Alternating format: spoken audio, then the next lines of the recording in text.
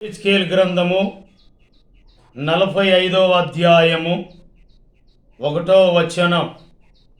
మీరు చీట్లు వేసి దేశమును విభాగించునప్పుడు భూమిలో ఒక భాగము ప్రతిష్ఠితార్పణముగా యెహోవాకు ప్రతిష్ఠింపవలెను.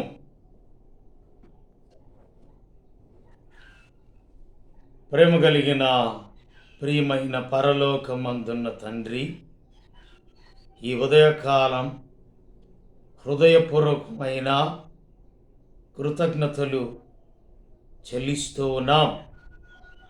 ఈ సమయంలో ఎహెజ్కేలు గ్రంథము 45వ అధ్యాయంలో ఉన్న శ్రేష్టమైన భాగాన్ని కృతజ్ఞత చెల్లిస్తూ పంచిపెట్టమని యేసు నామములో ప్రార్థన చేయుచున్నాం తండ్రి, ఆమేన్. ఈ సమయంలో మీరు చీట్లు వేసి, ఎక్కడ చీట్లు వేయడం జరిగింది? 45వ ఎహెజ్కేలు గ్రంథం 45వ అధ్యాయం 1వ వచనములో, అపోస్తలుల కార్యముల గ్రంథములో 1వ అధ్యాయం 26. అంతటా వారు వీరిని గూర్చి చీట్లు వేయగా మత్తయి పేరట చీటీ వచ్చెను. 25వ వచనం. తన చోటికి పోవుటకు యూదా తప్పిపోయి పోగొట్టుకొనిన ఈ పరిచర్యలోను అపోస్తులత్వములోను పాలు పొందుటకు వీరిద్దరిలో నీవు ఏర్పరచుకొనిన వారిని కనుపరచమనిరి. అంతటా వారు వీరిని గూర్చి చీట్లు వేయగా మత్తయి పేరట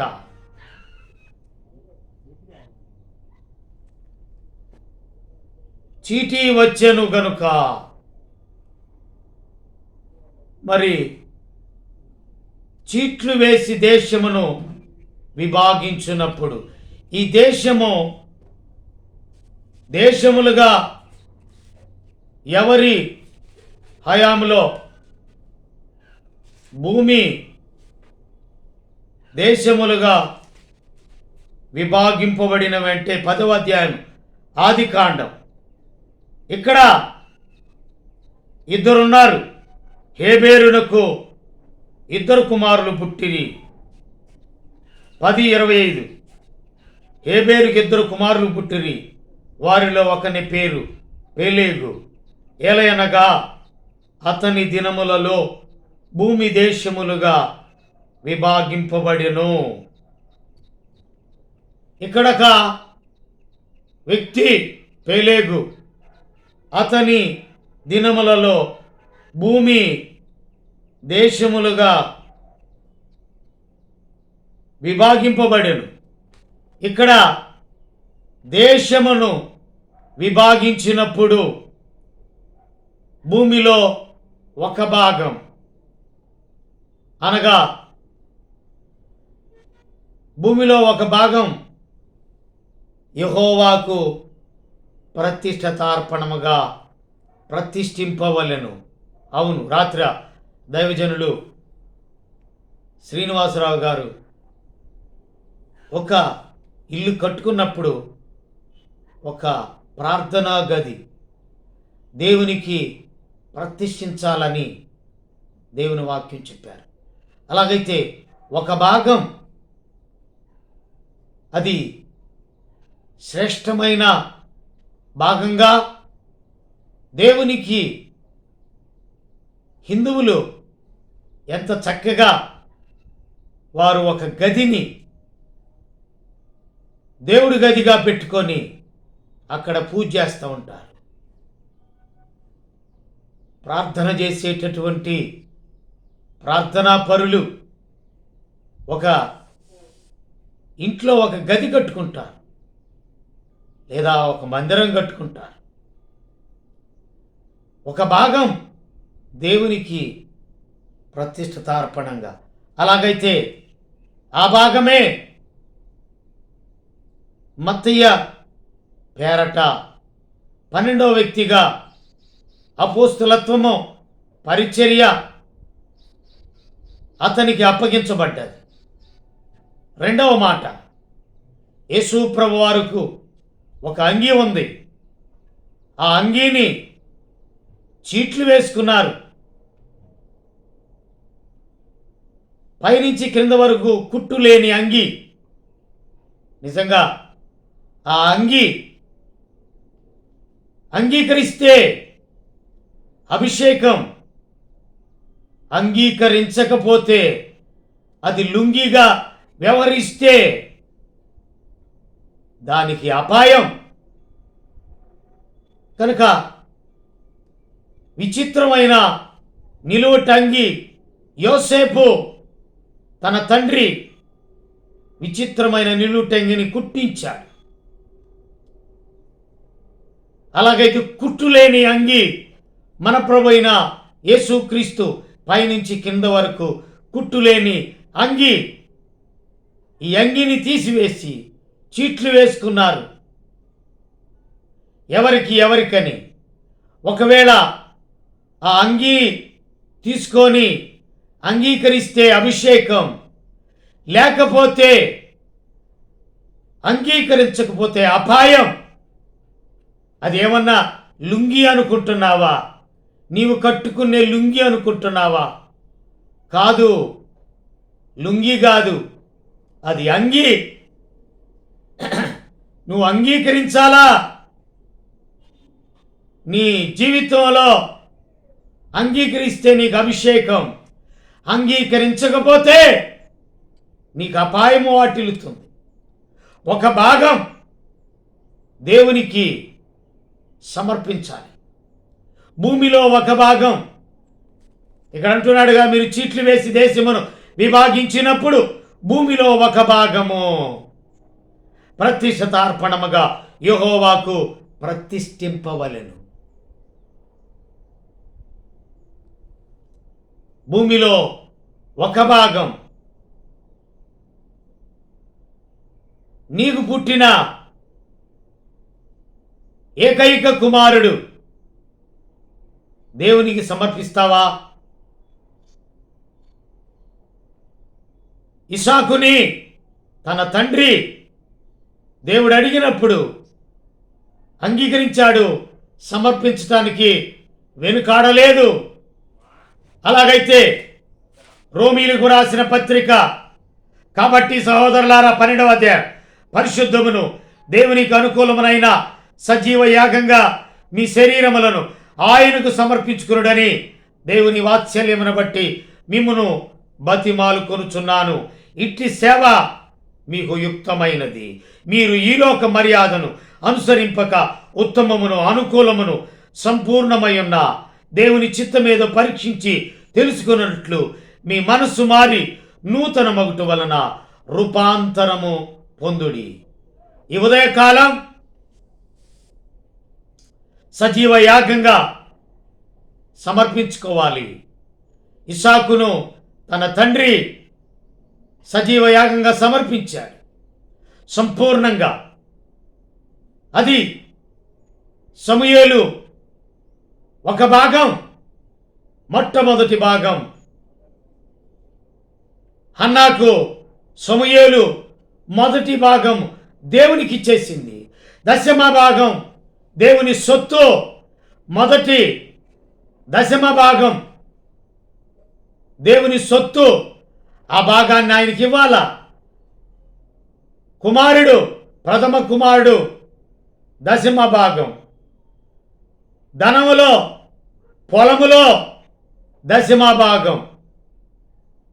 ప్రతి వాటిలో, జీలకర్రలోను, పుదీనాలోను, ఇంకా అన్నిట్లో ప్రథమ ఫలముగా దేవునికి అర్పించాలి.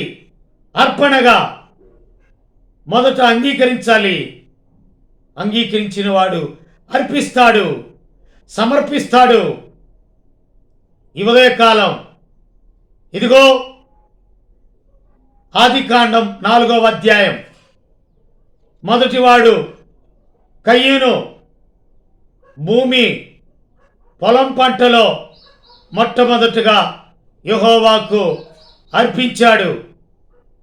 తన తమ్ముడైన హేబేలు మందలో తొలిచూలున పుట్టిన వాటిని, శ్రేష్టమైన వాటిని దేవునికి సమర్పించాడు. అయితే హేబేలు అర్పణ అంగీకరించెను, కయ్యను అర్పణ లక్ష్య పెట్టలేదు. ప్రాముఖ్యమైన మొదటి భాగం దేవునికి ఇవ్వాలి. హేబేలు సమర్పించాడు కాబట్టి హేబేలు ప్రార్థన, హేబేలు బలి అంగీకరించాడు. ఇస్సాకు బలి అర్పించాడు. యేసుక్రీస్తు బలిగా, అర్పణగా తను తాను రిక్తునిగా బలిగా అర్పించుకున్నాడు. ఒక భాగం కనుక ఈ సమయంలో దేశమును విభాగించినప్పుడు భూమిలో ఒక భాగం ప్రతిష్ట తర్పణముగా యెహోవాకు ప్రతిష్ఠింపవలెను. అలాగైతే ప్రతిష్ఠించుకున్న సమూయేలు, ప్రతిష్ఠించుకున్న ఇస్సాకు, ప్రతిష్ఠించుకున్న యేసు ప్రభువు అలాగా ప్రతిష్ఠితార్పణముగా సమర్పించుకోవాలి. అప్పుడే దేవుని దీవెన, సమృద్ధి, ఆశీర్వాదం కలుగుతూ ఉంది. చీట్లు వేసి దేశమును విభాగించినప్పుడు భూమిలో ఒక భాగం, అనగా భూమిలో ఒక భాగాన్ని, అవును, 6 సంవత్సరాలు పండించుకొని 7వ సంవత్సరం దాన్ని వదిలిపెట్టాలంట. అలాగుననే 6 సంవత్సరాలు అయిన తర్వాత 7వ సంవత్సరం దాన్ని ప్రభువుకు అప్పగించాలి. మత్తీయ అప్పగించుకున్నాడు. మత్తీయ పేరట చీటీ వచ్చింది. యేసు ప్రభువారు అప్పగించుకున్నాడు. ఈనాడు యోసేపు తను తాను అప్పగించుకున్నాడు దేవునికి. కనుకనే స్త్రీ సాంగత్యము ఎరుగని వారినై ఉండి గొర్రె పిల్ల ఎక్కడికి పోవునో అక్కడికెల్లా పోయేటటువంటి యోసేపు స్త్రీ సాంగత్యము ఎరుగున వారినై గొర్రె పిల్ల ఎక్కడికి పోవునో ప్రథమ ఫలంగా కొనబడిన వారు. ఈ ఉదయకాలం కనుక జీవితాన్ని ఎవరికి సమర్పించాలంటే దేవునికి సమర్పించుకొని అర్పించుకోవాలి. ప్రతిష్ట అర్పణముగా కయ్యను అర్పించిన అర్పణను లక్ష్య పెట్టలేదు. హేబేలు అర్పణ, ఇస్సాకు అర్పణ, యేసుక్రీస్తు అర్పణ, సమూయేలు అర్పణ, లేదా మత్తయ్య అర్పించుకున్నాడు. 12వ వాడు ఇస్కరియోతు యోధా పోగొట్టుకున్నాడు. అపోస్తులత్వాన్ని పోగొట్టుకున్నాడు. పరిచర్యను పోగొట్టుకున్నాడు. నిజమే, ప్రధాన దూత అనబడిన వాడు పోగొట్టుకున్న పని, పరిచర్య. ఇదిగో మట్టితో బొమ్మను చేసి జీవవాయువును ఊది నరుడు జీవించు ఆత్మగా వారి మీద ఊది పరిశుద్ధాత్మను పొందుడి. ఒకసారి ఊదినప్పుడు జీవవాయు ఊదగ నరుడు జీవించు ఆత్మ. అయితే పోగొట్టుకున్న ఈ మనుష్యుడు తిరిగి పొందుకోవడానికి యేసు ప్రభు వారి ద్వారా ఈ పరిచర్యలో పాలు పొందుటకు ఇస్కరియోతు యోధా 30 వెండి నాణాలకు అప్పగించాడు. పోగొట్టుకున్నాడు.